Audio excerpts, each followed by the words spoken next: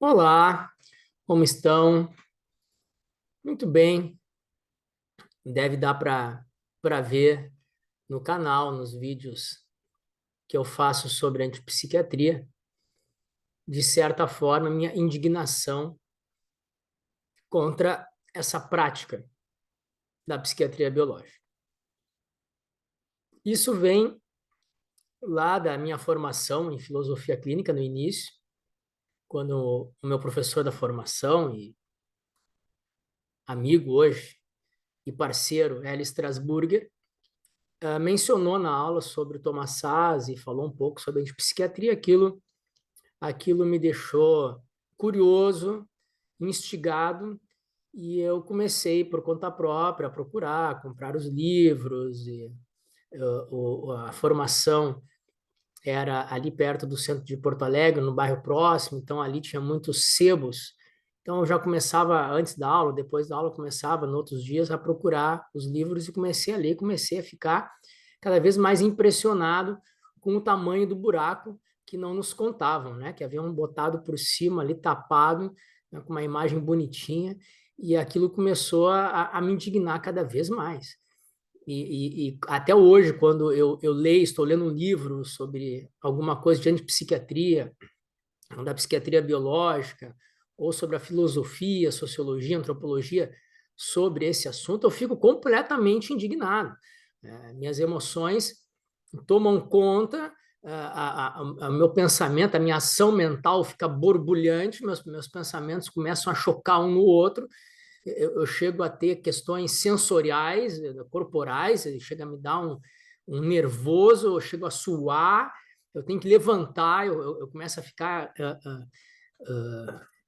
não consigo ficar parado, meu corpo começa a querer se movimentar, eu levanto, muitas vezes eu tenho que levantar, eu tenho que fazer alguma coisa, correr, andar de bicicleta, arrumar a casa, fazer alguma coisa física, sensorial, para extravasar um pouco daquela indignação que eu não consigo nem muito, naquele momento, organizar na minha cabeça, mas é uma indignação quase pura e originária em função daquilo que eu estava lendo, de uma frase, de uma citação, de um livro inteiro, de certas passagens que me deixa absurdamente indignado, ainda mais quando tem a ver com jovens ou crianças que entram nesse buraco negro da psiquiatria biológica e são levados por pessoas adultas, as quais essas crianças, jovens, não têm poder de decisão e são levados involuntariamente para um buraco negro, né, tanto físico, quanto emocional, quanto comportamental, que é ali mesmo que as coisas se desorganizam quando eles entram na estrada, no buraco negro da psiquiatria biológica. Então,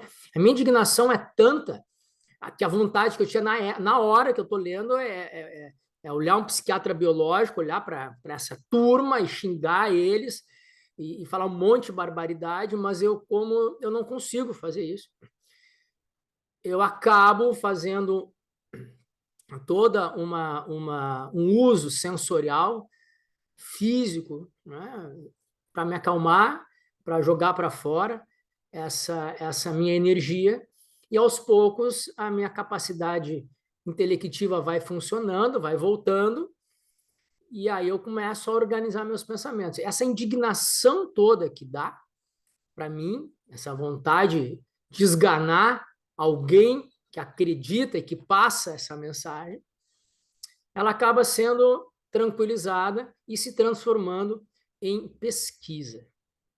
Bom, então eu quero passar essa mensagem, eu quero que as pessoas, né, eu quero que as pessoas fiquem sabendo disso, né? Um parênteses aqui, não é à toa que eu tenho um outro canal de filosofia chamado Escafandrista Filosófico, e lá no vídeo 1 do Escafandrista Filosófico, também está nos podcasts do Spotify e da Amazon Music, né? Agora o podcast da Epoquet também está na Amazon Music. Lá nesse Escafandrista Filosófico, eu coloco lá por que o nome disso, e o nome disso tem a ver com essa sensação de indignação, né, de inadequação epistemológica. Aprendi, estou sabendo de uma coisa que abalam as estruturas do conhecido, do natural, daquilo que todo mundo acha que é assim mesmo, né? Naturalização. Muito trabalho da filosofia, para mim, se dá na direção dessa, dessa denúncia e possível e logo em seguida destruição dessa naturalização epistemológica. Bom, então eu fico, né, após toda essa indignação, em vez de transformar isso num desafogo existencial, num grito, num xingamento, abrir aqui o YouTube e xingar todo mundo, eu me acalmo e vou fazer uma pesquisa. E aí, a partir dessa pesquisa, eu vou pesquisar como que eu vou expressar isso, que eu quero denunciar isso. Aí eu vou pesquisar como, na minha cabeça, eu vou botar em ordem esses pensamentos. E eu começo a dividir em tópicos, começo a tentar entender a minha sensação toda a minha indignação, tento compreender ela através do uso da intelecção, e começo a tentar dividir os assuntos, e vou focar mais aqui, vou focar lá, primeiro lá, aí eu já começo a pesquisar novamente, trago um autor, outro que eu lembrei, que eu já estudei, e vou fazendo argumentos e vou desenhando uma outra forma agora de expressividade, de colocar, né, essa minha indignação, essa minha denúncia para o social, para que as pessoas possam também estar cientes de que aquilo que estão levando como ouro é pirita, né? Nem tudo que brilha realmente é ouro ou alguma pedra preciosa, pode ser latão, né? E no caso da psiquiatria biológica é menos que latão ainda. Então, depois de toda essa indignação, depois de toda esse meu movimento corporal para me acalmar, eu faço uma pesquisa, estruturo, faço um roteiro, passo isso aí uns 2, 3 dias, depende da indignação, né, do nível, da profundidade da indignação, e aí eu paro aqui, penso, coloco de novo agora um resumo disso numa estrutura e penso em como eu vou fazer isso agora no canal e aqui, né, no canal do YouTube da Epoqué ou do Escafandrista Filosófico, para poder passar de forma organizada os argumentos. O que eu passo é uma indignação visceral minha, mas eu quero, quando passar para as pessoas, passar de uma forma organizada. Não passar só como se fosse uma indignação pessoal, mas tentar mostrar que isso é uma estrutura cognitiva de poder social e que cada um de nós, se nós tivermos em posse das ferramentas epistemológicas para desmanchar essa estrutura, nós todos, cada um de nós, podemos fazer nossa parte para salvar nossos jovens e adolescentes, principalmente das garras, né, da gravidade, no sentido gravitacional mesmo, de não entrar nesse buraco negro da psiquiatria biológica. E assim eu faço com todos os assuntos que me indignam, sejam em questões terapêuticas, sejam em questões filosóficas, sociais. E aí, no final das contas, estou aqui.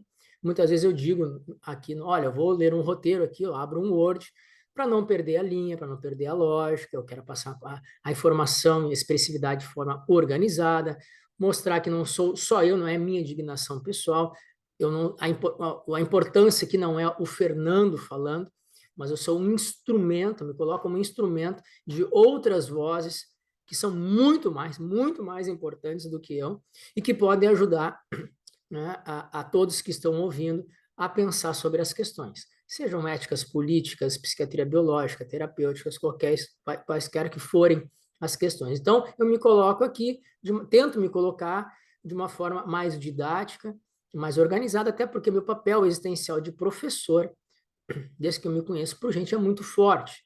E, para mim, nos meus prejuízos, um professor tem que não só passar informação, mas passar uma informação de forma organizada, didática e com fontes confiáveis, para que as pessoas que queiram ler essas fontes e tirarem outras conclusões que não sejam a que eu estou expressando, que façam.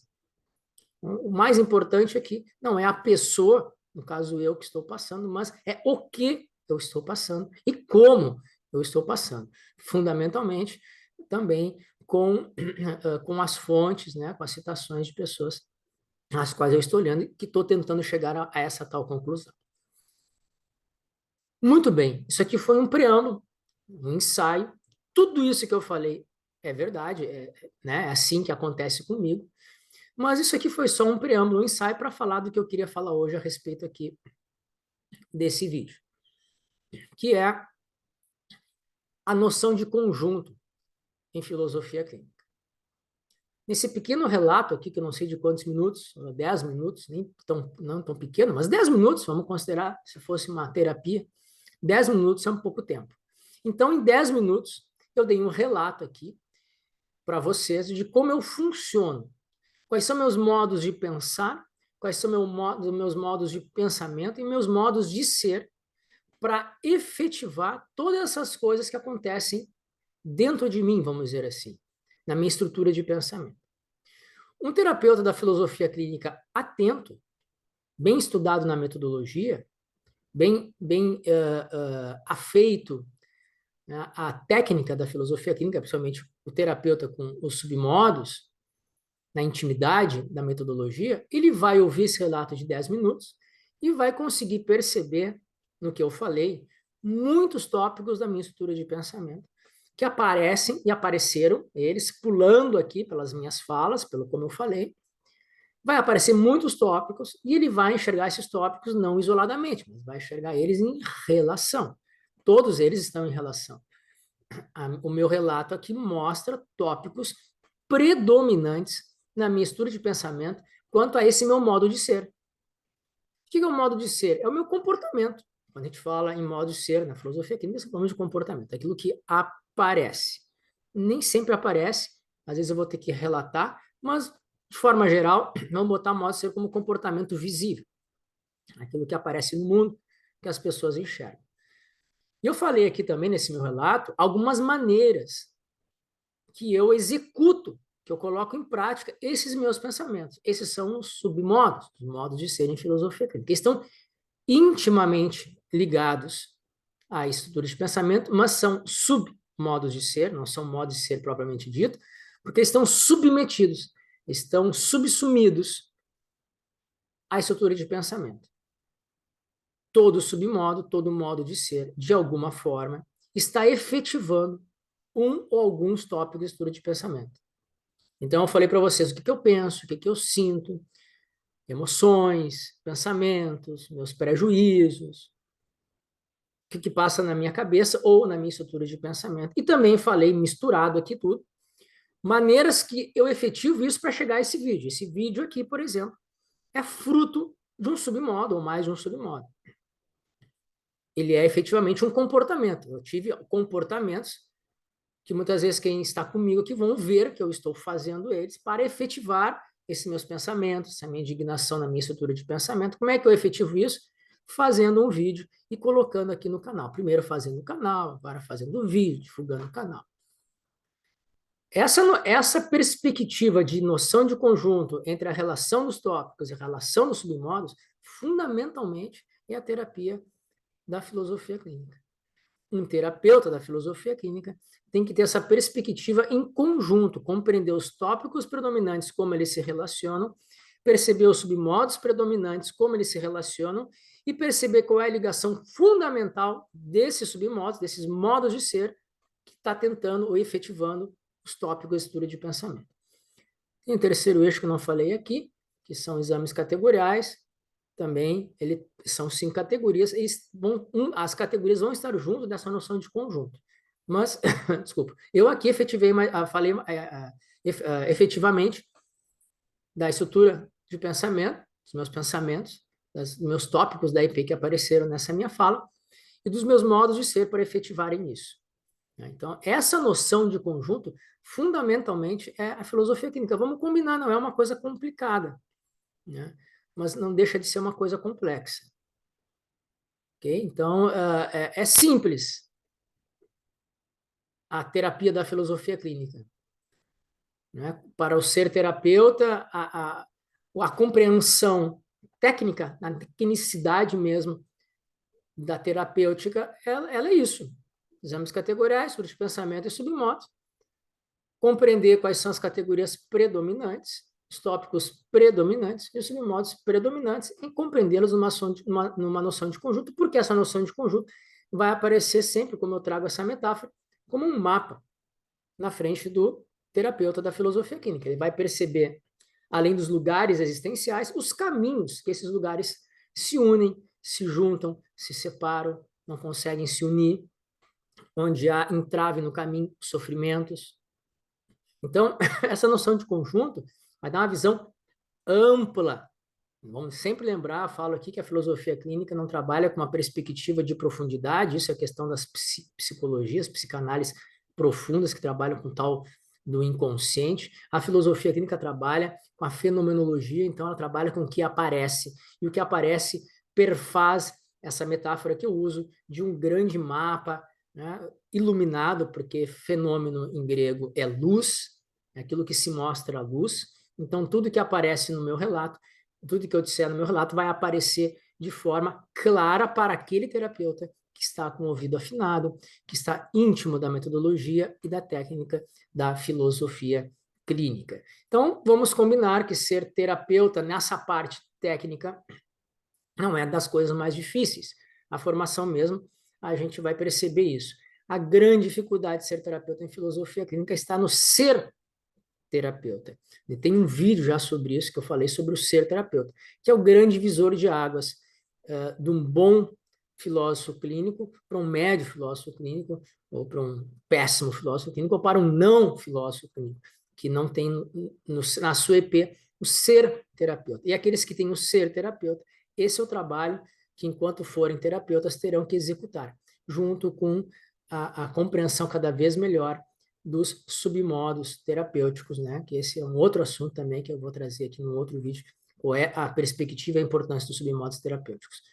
E para o partilhante ou a partilhante da filosofia clínica, também se torna uma terapia, digamos, mais leve, porque o que ele vai receber na construção compartilhada, no diálogo com o seu terapeuta ou sua terapeuta, é a descrição daquilo que aparece. E essa descrição está isenta de julgamento de valor, de normas, julgamentos morais, ontológicos e tudo mais que as outras psis e psicanálises acabam trazendo na sua terapia, né?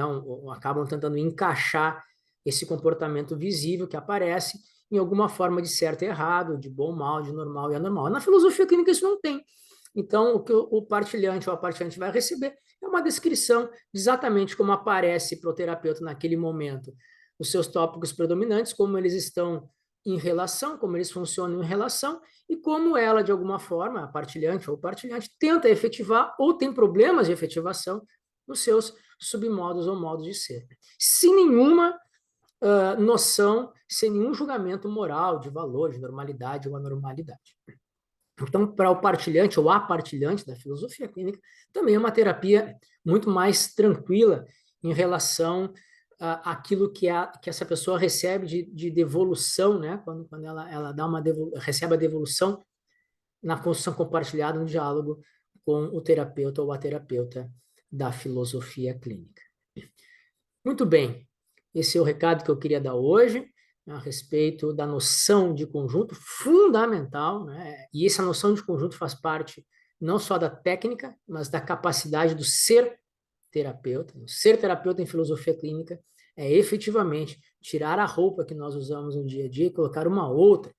Então não é tão simples assim desenvolver e aperfeiçoar o ser terapeuta em filosofia clínica. Mas a técnica em si não é lá tão difícil. Ela é simples, embora complexa, porque essa noção de conjunto pode ser de infinitas formas, de 8 bilhões de formas, que é o número de pessoas aí no planeta Terra hoje.